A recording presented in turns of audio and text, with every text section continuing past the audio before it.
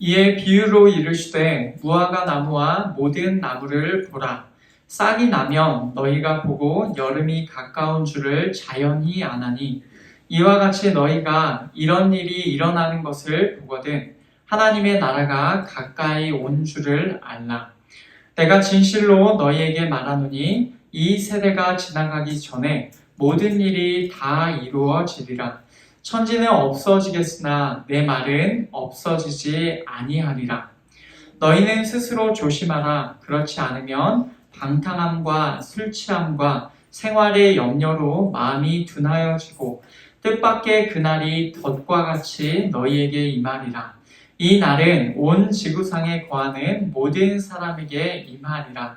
이러므로 너희는 장차 올 이 모든 일을 능히 피하고 인자 앞에 서도록 항상 기도하며 깨어 있으라 하시니라. 예수께서 낮에는 성전에서 가르치시고 밤에는 나가 감람원이라 하는 산에서 쉬시니 모든 백성이 그 말씀을 들으려고 이른 아침에 성전에 나아가더라. 아멘. 사랑하는 여러분, 또 오늘 이렇게 부활주일의 아침을 맞아서 함께 예배에 오셔서 환영하고 또 주의 이름으로 축복합니다. 오늘 부활주일입니다. 예수께서 지난 한 주 동안 또 고난 주간을 저희가 보내었는데 예수께서 예루살렘 안으로 들어가신 다음에 또 6월절 그 기간에 함께 그 예수께서 정하신 대로 일정을 보내시다가 금요일에 달려 돌아가시고 금요일, 토요일, 주일 이렇게 3일째 되는 날 아침에 예수께서 부활하셨습니다. 우리는 이 날을 우리의 참된 안식이 이루어진 날이다 라고 그렇게 믿어서 이 일요일을 우리가 안식일로 우리의 예배를 드리는 날로 주일로 그렇게 지키고 있습니다.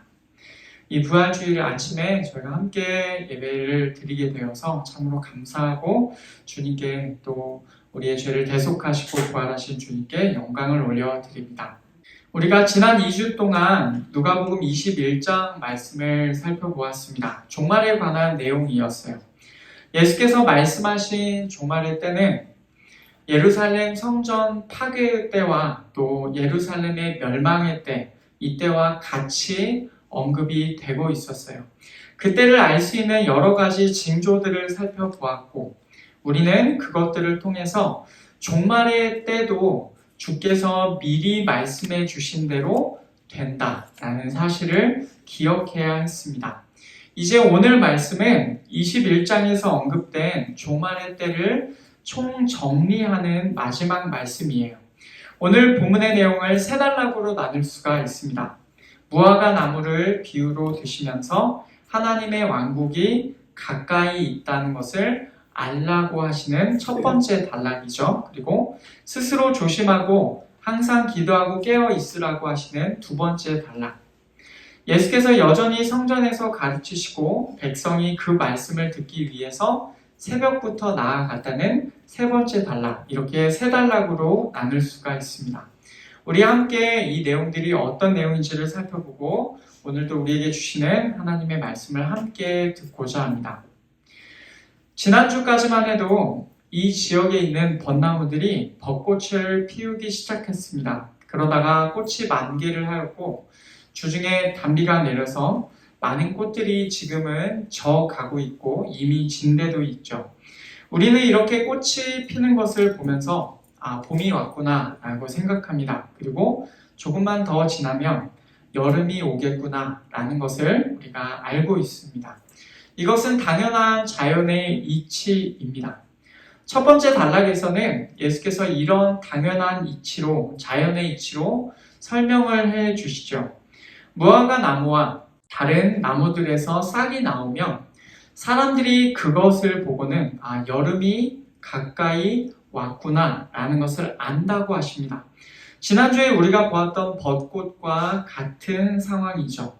예수께서 이 비유를 통해서 말씀하시는 것, 그것은 31절에 나옵니다. 이와 같이 너희가 이런 일이 일어나는 것을 보거든 하나님의 나라가 가까이 온 줄을 알라. 아멘. 이렇게 어떤 현상을 보면서 그 다음 일어날 일을 알아야 한다는 것이죠. 정확히는 이런 일, 다시 말하면 앞에서 언급된 성전 파괴의 때 혹은 예루살렘 멸망의 때 그때에 일어날 징조들을 보면서 하나님의 왕국이 가까이 왔다라는 사실을 알아야 한다는 것입니다.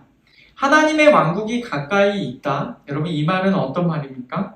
종말의 때라는 것이죠. 이 징조들이 의미하는 바는 무엇이냐면 종말의 때가 가까이 왔다는 것입니다.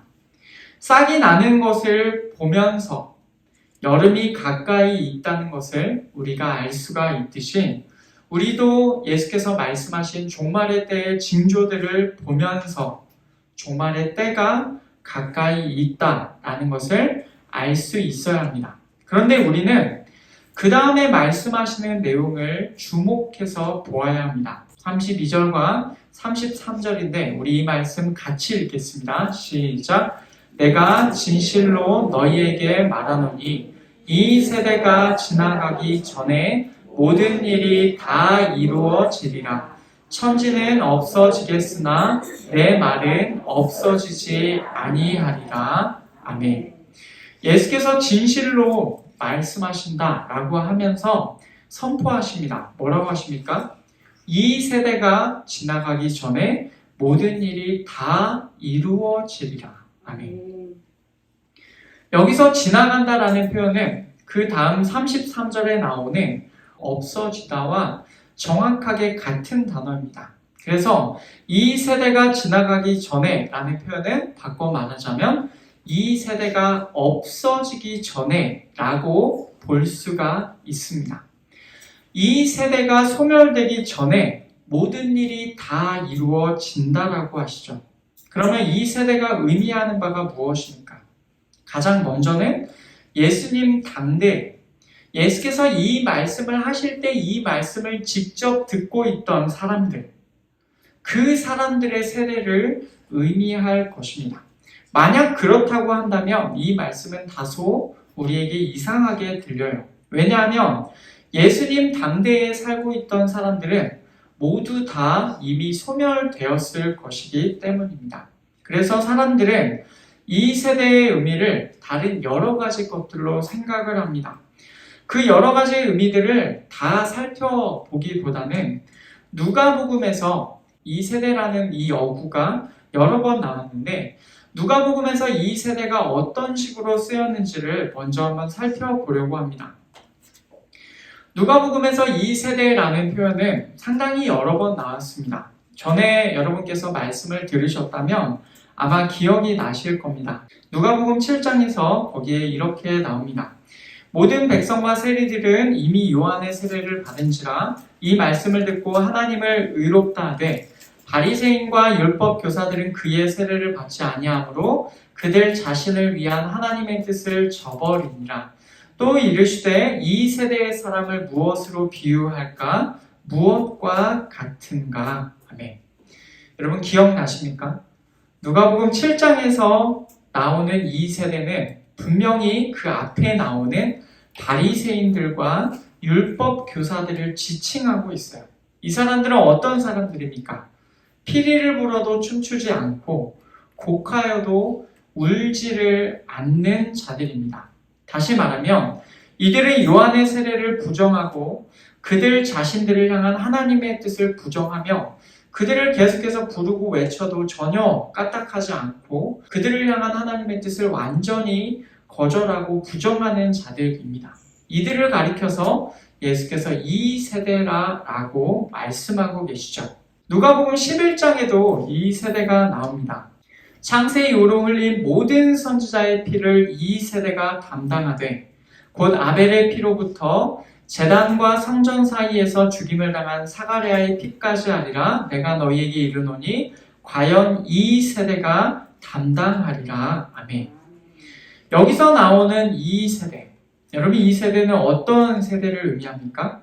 이전 세대에 있었던 선지자들을 죽인 자들, 그들의 후손들을 의미합니다.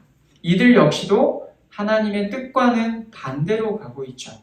하나님의 뜻을 선포하였던 선지자들을 죽인 자들, 그들의 후손으로서 그들의 길을 그대로 따라가고 있는 자들입니다. 하나님의 뜻과는 정반대로 행동하고 있던 사람들을 의미하죠. 16장에서도 나와요. 주인이 이 옳지 않은 청지기가 이를 지혜 있게 하였으므로 칭찬하였으니 이 세대의 아들들이 자기 시대에 있어서는 빛의 아들들보다 더 지혜로움이니라. 아멘. 불의한 청지기의 비유, 여러분 다소 어려웠던 그 말씀을 기억하실 것입니다.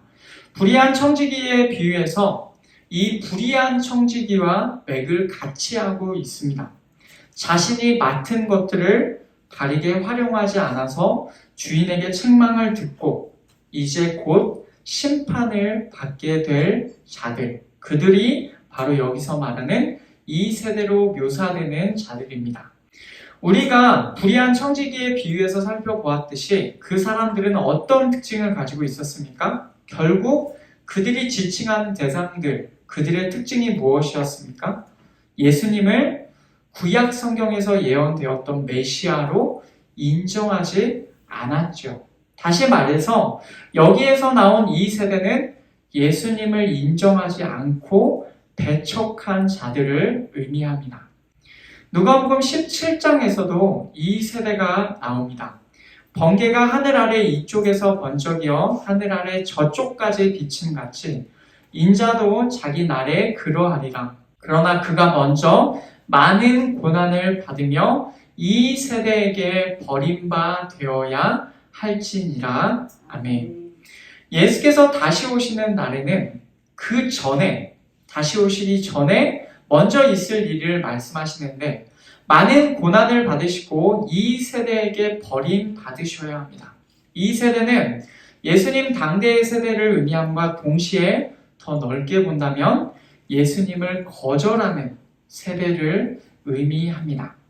여러분 여기까지 누가복음에서 나온 이 세대의 의미들을 종합해 본다면 우리가 이렇게 말할 수가 있습니다. 하나님의 뜻을 부정하고 하나님께서 보내신 예수님을 인정하지 않고 거절하는 자들이다. 다시 한번 말할까요? 하나님의 뜻을 부정합니다. 그리고 하나님께서 보내신 예수님을 인정하지 않고 거절하는 자들의 무리다 라고 생각하시면 되겠습니다. 이 세대의 의미를 그렇게 정의하고 또 오늘 말씀의 이 세대도 그런 연장선상에서 본다면 오늘 말씀의 뜻은 이렇게 될 것입니다. 내가 진실로 너희에게 말하노니 이 세대가 지나가기 전에 모든 일이 다 이루어지리라. 아멘. 여러분 어떻게 들리십니까? 종말의 때, 하나님의 왕국이 오는 때는요, 예수님을 거절하는 이 세대가 지나가기 전입니다. 사라지기 전이에요. 바꿔 말해볼까요? 종말이 올 때까지 사람들은 예수님을 계속해서 거절할 것입니다. 바로 그것이 이 세대의 특징이라는 것입니다. 사람들이 예수님을 거절하는 일이 종말의 때까지 계속 있을 것입니다. 그들은 세상의 끝까지 예수님을 거절할 것이고 이 일은 종말의 때까지 이어질 것이죠. 그런데 한편으로 어떤 사람들은요, 이 세대라는 뜻을 좀 다르게 보기도 합니다. 종말의 징조들이 본격적으로 나타날 그때, 바로 그때에 살아있는 한 세대, 바로 그때 한 세대의 기간에 그 세대가 지나가기 전에 종말이 급작스럽게 완성될 것이다 라는 그런 뜻으로 보기도 합니다. 예수께서 성전 파괴의 때와 종말의 때를 연결시켜서 말씀하셨기 때문에 이 세대는 성전 파괴, 그때의 시대의 세대 사람들도 되지만 종말의 때의 그 한 세대라고도 볼 수가 있다는 것입니다. 여러분 이것도 충분히 좋은 견해가 될 수가 있으나 우리가 아직은 그때가 완전히 임한 것으로 생각하지 않기 때문에 그때가 되어봐야 온전히 알 수 있을 것입니다. 저는 이 세대라는 의미를 우리가 앞에서 살펴본 대로 누가가 일관되게 언급하는 이 의미로 보고 싶습니다. 예수님을 거절하는 특징을 가진 세대입니다. 이렇게 예수께서 말씀하신 모든 것들이 될 때까지 이 세대는 사라지지 않을 것입니다. 그 모든 것들, 예수께서 말씀하신 모든 것들이 무엇입니까? 예루살렘 성전의 파괴, 예루살렘의 멸망, 그리고 종말이죠. 그러니 우리는 이미 말씀이 된 이 징조들, 예수께서 이미 언급하신 이 징조들을 볼 때, 눈으로 볼 때에 하나님의 왕국이 가까이 왔구나 라는 것을 알아야 합니다. 그때는 마침내 하늘과 땅도 없어질 것입니다. 그런데 이 상황에서 우리가 분명히 기억해야 될 한 가지가 있습니다. 그것이 무엇입니까? 예수님의 말씀들은 그때에도 없어지지 않는다는 것입니다. 생각해 보시죠. 모든 것이 파괴되고 모든 것이 멸망당하고 모든 것이 없어지지만 이 모든 것이 이렇게 될 것이다 라고 말씀하신 예수님의 말씀들은 남아 있는 것입니다. 이 내용의 의미는 다음 단락으로 이어집니다. 34절부터 36절까지를 보시면 예수께서는 우리에게 스스로 조심하라, 너희는 스스로 조심하라 라고 말씀하세요. 주의를 기울여라 라고 말씀하시는 겁니다. 왜냐하면 우리가 두 가지 문제를 피해야 하기 때문입니다. 첫째, 우리의 마음들이 방탕함과 술 취함과 생활의 염려로 둔하여지는 것을 피해야 합니다. 여러분, 이것은 굉장히 좀 의외예요. 뭐냐면 방탕함과 술 취함과 생활의 염려가 같이 간다는 거예요. 하나하나 따져보면 이해가 되는 것도 있습니다만은 이해가 안 되는 것도 있어요. 서로 안 맞는 개념 같아 보입니다. 한편에서는 생활에 관한 걱정들을 합니다. 어떻게 살지? 뭐 먹고 살지? 어떻게 어려움을 피하지? 등등의 생활에 관한 걱정들을 합니다. 다른 한편에서는 술과 향락에 취하고 더 나아가서 방탕함과 부유함에 빠집니다. 여러분, 그런데 이것들이 약간 한 사람에게 일어난다면 좀 이해가 안 갈 수도 있습니다만은 서로 연결지어서 생각해 보면 그런 걱정들을 잊기 위해서 이런 것들에 빠지나 보다 라고 생각할 수도 있고, 혹은 부유함에 처하더라도 생활에 관한 걱정들은 여전히 갈 수도 있겠구나 라고 생각할 수도 있습니다. 어쨌든 방탕함과 술 취함과 생활의 염려가 같이 갈 거다 라고 예수께서 말씀하십니다. 그리고 그것들로 인해서 너의 마음이 둔하여질 거다 라고 예수께서 말씀하십니다. 이런 마음들에는 예수님이 존재하지 않는 것처럼 보이죠. 두 번째 우리가 피해야 될 것은 뜻밖의 그날이 임하는 것을 피해야 합니다.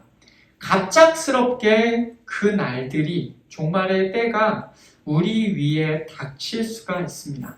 방금 언급한 그런 마음들로 지내다가는 그 날이 어떻게 됩니까? 온 지구상에 거하는 모든 사람에게 덫과 같이 갑자기 임합니다. 우리에게도 예외가 아니에요. 갑작스럽게 종말의 때가 닥칠 수 있다는 것입니다. 우리는 스스로 조심해야 합니다. 그래서 우리의 마음들을 지켜야 합니다. 장차 올 이 모든 일을 능히 피하고 예수님 앞에 우리가 설 수 있어야 합니다. 그래서 예수께서 이렇게 말씀하시죠. 항상 기도하고 깨어 있으라 라고 말씀하십니다. 여기서 피하다, 장차 올 모든 일을 능히 피하다 라고 할 때 피하다 라는 표현은 도망치다 라는 뜻이에요. 마치 소돔성에서 롯이 도망치는 것과 비슷한 상황이죠.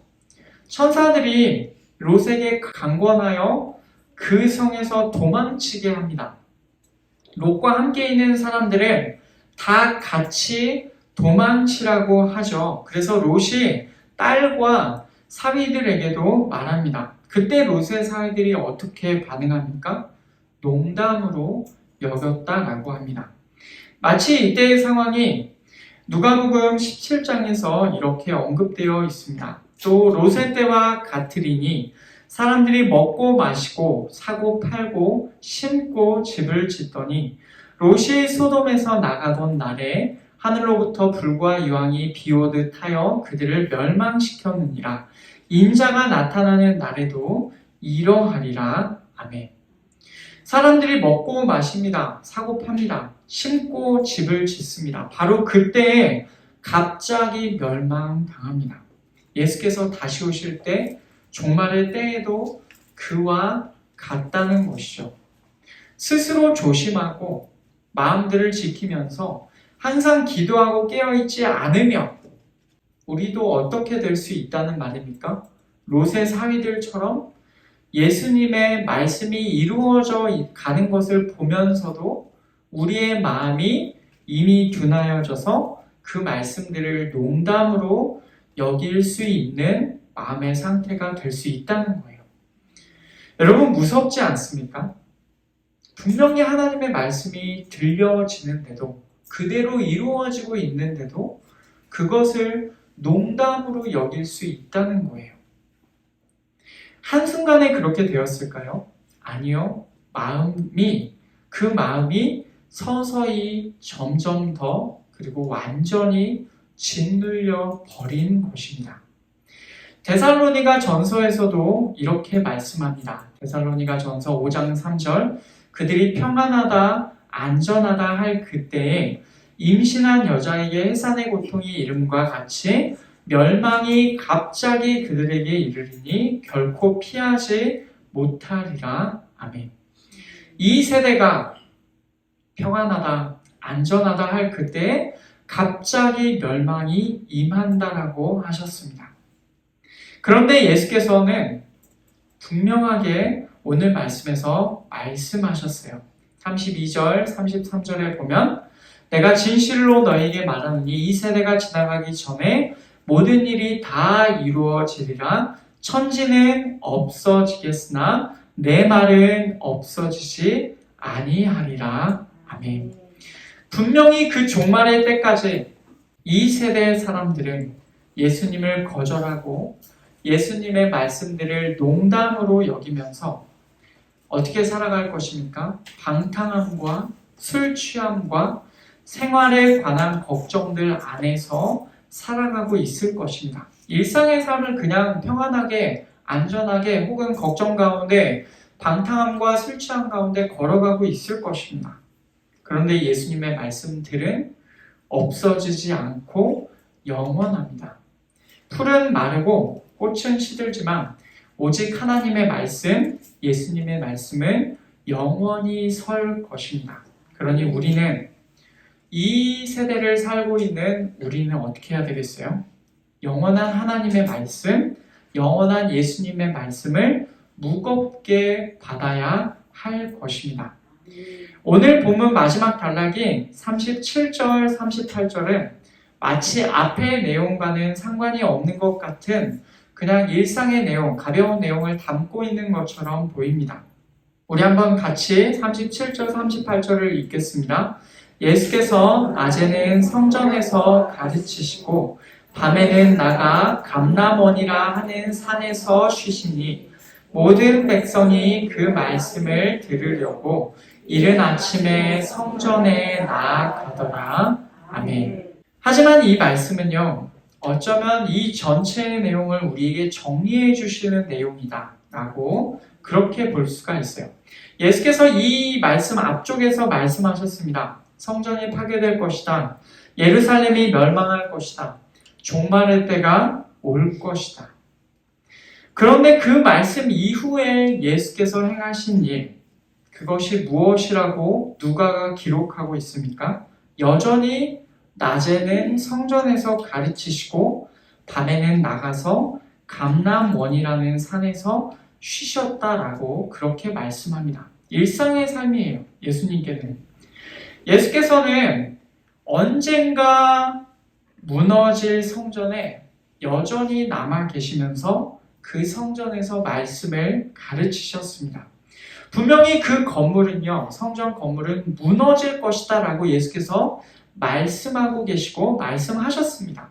그럼에도 그 건물은 예수님에게 있어서 하나님께 예배를 드리고 하나님의 말씀을 기억해야 하는 그 성전으로서의 기능을 계속해서 있어야 한다라는 것을 예수께서 마치 보여주고 계시는 것 같습니다. 그 건물은 무너질 것입니다. 그러나 그 기능은 여전히 계속 남아 있어서 계속해서 해가야 하는 것이에요. 여러분, 바로 이것이 우리의 일상의 삶이 되어야 합니다. 종말의 때가 다가오더라도 그 징조들이 나타난다고 하더라도 혹 아직은 나타나지 않았더라도 아직은 본격적으로 나타난 것이 아니라 할지라도 우리는 여전히 깨어 있어서 하나님께 예배를 드리고 예수님의 말씀을 기억하는 거죠. 그리고 계속해서 기도하는 것입니다. 또한 우리의 삶에서 쉬기도 하면서 우리의 일상의 삶을 예수님의 말씀 안에서 영위해 가는 것이죠. 여러분, 바로 이 태도가 종말의 때를 사는 우리에게 필요합니다. 마치 예수님의 말씀을 듣기 위해서 이른 아침에 성전 안에 그분께로 나아간 모든 백성처럼 예수님의 말씀을 들으면서 일상의 삶을 살아가는 것. 여러분, 이것이 바로 우리에게 필요합니다. 우리 그렇게 살면 좋겠습니다. 영원히 남아있을 예수님의 말씀들을 매일 기억하시기를 바랍니다. 매일 기도하면서 깨어 있으시기를 바랍니다. 우리의 마음이 방탕함이나 술 취함이나 생활에 관한 걱정들을 짓눌리지 않도록 여러분 스스로 조심하시기를 바랍니다. 이것이 우리의 일상의 삶이 되도록 부단히 애쓰는 우리가 되기를 소원합니다. 말씀을 맺겠습니다. 2023년 부활주일의 이 아침에 우리는 누가복음 21장의 마지막 부분을 살펴보았습니다. 구약 성경에서 예언된 것처럼 그리고 예수께서 그 고난이 있기 전에 미리 말씀하셨던 것처럼 그분께서는 우리의 죄를 대신하여 죄값을 치르기 위하여 돌아가셨습니다. 그리고 3일 만에 다시 부활하셨어요. 성경의 말씀대로 그리고 예수께서 말씀하신 대로 말씀대로 모든 것들이 이루어졌다고 우리는 믿고 있습니다. 그분의 말씀은 예나 지금이나 변함없고 영원하십니다. 이 영원하신 예수님의 말씀, 하나님의 말씀에 우리의 온 마음을 쏟았으면 좋겠어요. 그 말씀들을 매일 기억하시기를 바랍니다. 매일 기도하면서 여러분 깨어 있으시기를 원합니다. 예수님을 끝까지 거절할 이 세대의 사람들에 속지 마시고 그들과 함께하지 마시고 스스로 조심하면서 우리의 마음을 지키시는 사랑하는 성도 여러분들 되시기를 바랍니다. 바로 이 삶이 우리의 일상이 되기를 소원하고 결단하는 이 좋은 부활주일의 아침이 되기를 축복합니다.